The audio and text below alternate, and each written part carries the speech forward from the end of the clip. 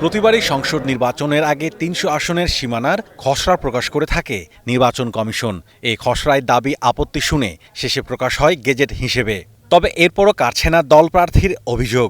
গত ৪ নির্বাচনেই সীমানা নিয়ে প্রশ্ন থাকায় আইন পরিবর্তনের দাবিও করেছেন অনেকে।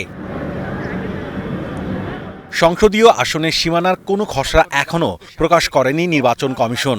তবে এরই মধ্যে ৭৯টি আসনের বিষয়ে তাদের কাছে আবেদন এসেছে ১৫০০-এর বেশি। শুরু হয়েছে সেসবের পর্যালোচনা। তবে এবারে নির্বাচন বিতর্ক মুক্ত রাখতে সীমানা নির্ধারণে ইসির পরিবর্তে একটি সীমানা নির্ধারণ কমিশন গঠন করতে সংবিধান সংশোধনের সুপারিশ করেছে নির্বাচন ব্যবস্থা সংস্কার কমিশন। ঐক্যমত্য কমিশনের সহসভাপতি ডক্টর আলী রিয়াজ জানিয়েছেন, এ প্রশ্নে বিশেষায়িত কমিটি গঠনে একমত হয়েছে সব রাজনৈতিক দল।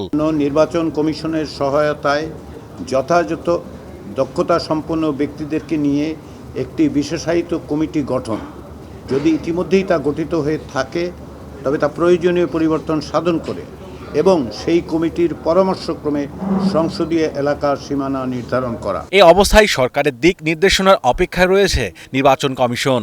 এখন ঐক্যমত্য কমিশনের যে সিদ্ধান্তটা, এই সিদ্ধান্তটা কোনো না কোনোভাবে আমরা যদি পাই, কিভাবে আসবে আমি জানি না, আসলে পরে আমরা ওই অনুযায়ী আমরা মনে করি যে বিশেষজ্ঞদের সমন্বয়ে যদি করি তাহলে আমাদের দিক থেকেও একটা সন্তুষ্টি থাকবে যে আমরা সবার মতামত নিয়ে কাজটি করতে পেরেছি। তবে এখনই আমি জানি না কোন ফর্মে হবে বা কিভাবে হবে বা কমিটিটা কিভাবে হবে, এটা সিদ্ধান্তটা আসলে পরে বুঝতে পারবো। এটার জন্য একটু অপেক্ষা করছি আমরা। একটা সমস্ত রাজনৈতিক দল তারা ঐক্যমত্যে একটা সিদ্ধান্ত নিচ্ছে, অবশ্যই এটা নির্বাচন কমিশন স্বাগত জানাবে। অধ্যাদেশ হওয়ার সঙ্গে সঙ্গেই যেন নির্বাচন কমিশন কাজ শুরু করতে পারে সে প্রস্তুতি রাখার তাগিদ দিয়েছেন নির্বাচন ব্যবস্থা সংস্কার কমিশনের এই সদস্য। শর্ট টার্ম যে রিকমেন্ডেশনটা, অর্থাৎ বিশেষায়িত কমিটি গঠন করা, যেটা নির্বাচন কমিশনের নেতৃত্বেই হবে, বাট এখানে এটার সঙ্গে জড়িত যারা আছে, এই যে আপনি ধরেন ভূগোলবিদ, পরিসংখ্যানবিদ, জনমিতিকার, এই বিভিন্ন পেশার লোকদেরকে নিয়ে এই বিশেষায়িত কমিটি গঠন করা হবে এই টেকনিক্যাল ইস্যুসগুলো দেখার জন্য।